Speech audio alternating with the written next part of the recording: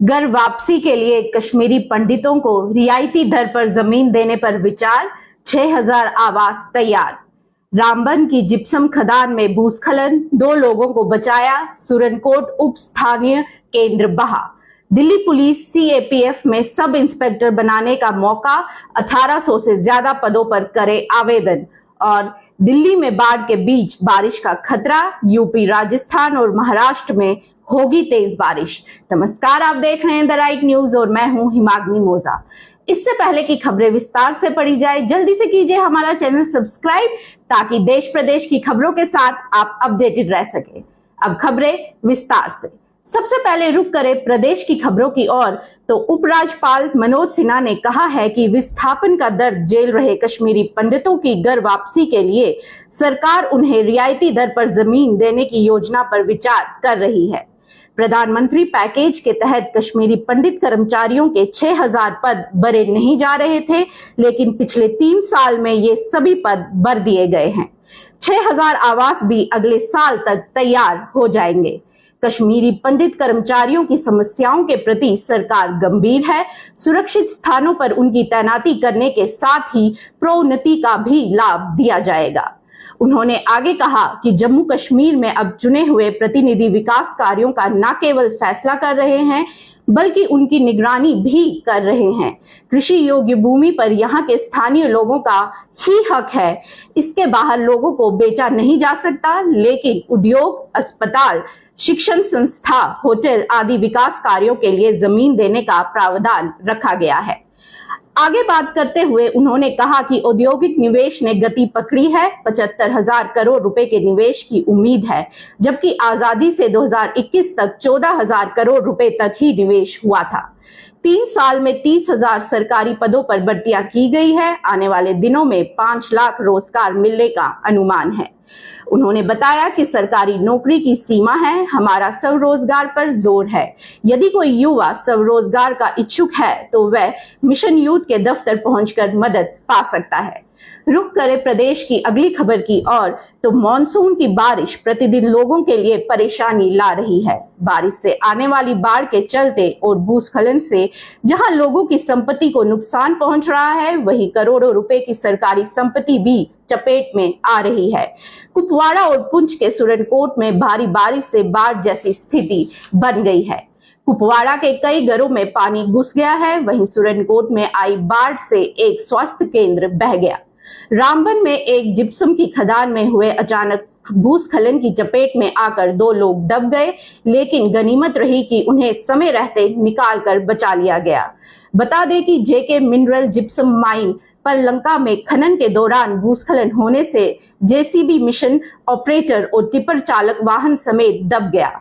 सूचना मिलते ही तुरंत पुलिस, एसडीआरएफ, सेना, सीआरपीएफ की टीम मौके पर पहुंची और स्थानीय लोगों की मदद से दोनों लोगों को मलबे से बाहर निकाला गया। गंभीर हालात में जिला अस्पताल रामबन में भर्ती कराया गया। दोनों की हालत अब स्थिर बताई जा रही है। पुलिस के मुताबिक दोनों घायलों की पहचान जेसीपी मिशन ऑपरेटर अजीज अहमद और टिपर चालक अनीर सिंह निवासी उधमपुर के रूप में हुई है। चिकित्सा अधीक्षक जिला अस्पताल रामबन डॉक्टर वीरेंद्र त्रिशाल ने बताया कि दोनों घायलों की हालत खतरे से बाहर है।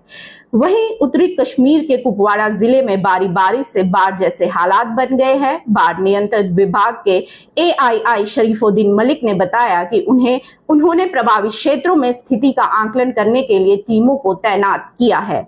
लोगों को चेतावनी दी गई है कि वे नदी नालों के पास ना जाए। उधर उपायुक्त आयुषी सूदन ने भी संज्ञान लेते हुए संबंधित विभाग के अधिकारियों के साथ क्षेत्र का दौरा किया।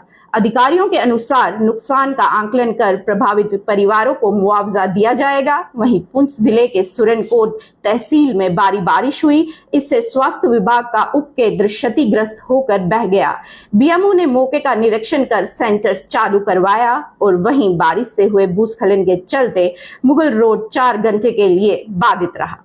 रुक करे देश की खबर की ओर तो कर्मचारी चयन आयोग यानी एसएससी की तरफ से दिल्ली पुलिस और केंद्रीय सशस्त्र पुलिस बलों में सब इंस्पेक्टर पदों पर भर्ती के ऑनलाइन आवेदन की प्रक्रिया शुरू हो चुकी है। इच्छुक उम्मीदवार अधिकारी वेबसाइट ssc.nic.in पर जाकर इन रिक्तियों के लिए ऑनलाइन आवेदन कर सकते हैं। आवेदन करने की आखिरी तारीख 15 अगस्त रात 11 बजे तक है। एसएससी कैलेंडर 2023-2024 के अनुसार एसएससी सीपीओ भर्ती की अधिसूचना 22 जुलाई 2023 को जारी हुई है। इसके साथ ही आवेदन की प्रक्रिया भी शुरू हो चुकी है। ये दिल्ली पुलिस और केंद्रीय सशस्त्र पुलिस बलों में सब इंस्पेक्टर पदों के लिए है।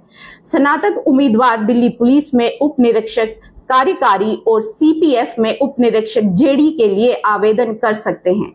एसएससी भर्ती अभियान का लक्ष्य कुल 1876 रिक्तियों को भरना है, जिनमें से 109 रिक्तियां दिल्ली पुलिस में पुरुष उम्मीदवारों के लिए है, 53 रिक्तियां दिल्ली पुलिस में महिला एसआई उम्मीदवारों के लिए हैं और शेष 1714 रिक्तियां केंद्र सशक्त पुलिस बल में एसआई उम्मीदवारों के लिए है।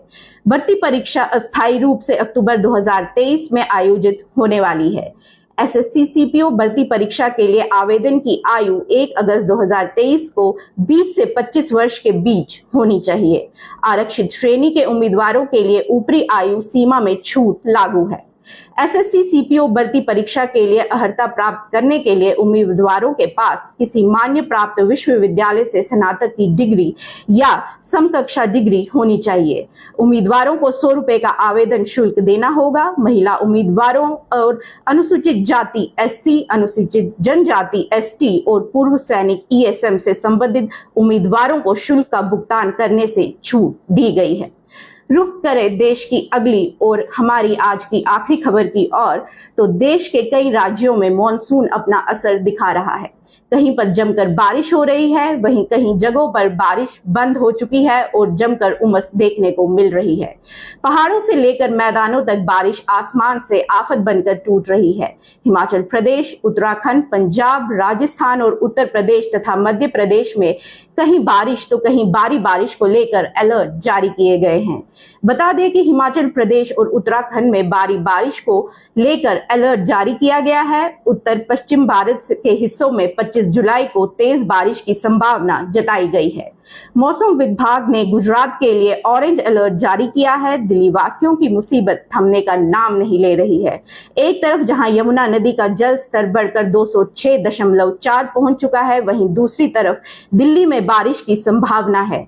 बाढ़ और बारिश के खतरे को देखते हुए दिल्ली सरकार अलर्ट मोड पर है। बता दें कि दिल्ली में एक बार फिर बाढ़ का खतरा मंडरा रहा है। मौसम विभाग के मुताबिक उत्तर प्रदेश में अगले 24 घंटे के दौरान कुछ स्थानों पर बारिश और गरज चमक देखने को मिल सकती है। साथ ही कुछ स्थानों पर हल्की बौछार देखने को मिल सकती है। राज्य में मौसम के 25 जुलाई से फिर से एक बार रफ्तार पकड़ने की उम्मीद है। अनुमान है कि 25 से 26 जुलाई के बीच राज्य के अनेक स्थानों पर बारिश होने की संभावना है। उत्तर प्रदेश के 13 जिलों में सैकड़ों गांव बाढ़ से प्रभावित है। वहीं गंगा, यमुना समेत कई नदियां उफान पर आ चुकी है। मौसम विभाग के मुताबिक महाराष्ट्र के कई जिलों में भारी बारिश होने की संभावना है। साथ ही अन्य हिस्सों में बादल छाए रहने की भी संभावना है। बता दें कि नागपुर में इस सीजन में अब तक बाढ़ और बिजली गिरने से 11 लोगों की मौत हो चुकी है। वहीं गुजरात में भारी बारिश की संभावना जताई जा रही है। द्वारिका, राजकोट, भावनगर, वालसाड में अगले 24 घंटे के दौरान भीषण बारिश देखने को मिल सकती है। भारतीय मौसम विभाग ने गुजरात के लिए ऑरेंज अलर्ट जारी किया है और कहा है कि 24 जुलाई को राज्य में भारी से अति भारी बारिश हो सकती है। ये थी आज की कुछ विशेष खबरें। कल फिर आपके सामने प्रस्तुत होंगे कल की कुछ विशेष खबरों के साथ। तब तक के लिए दीजिए इजाजत। लाइक कीजिए, कमेंट कीजिए, शेयर कीजिए। बने रहे द राइट न्यूज के साथ। नमस्कार।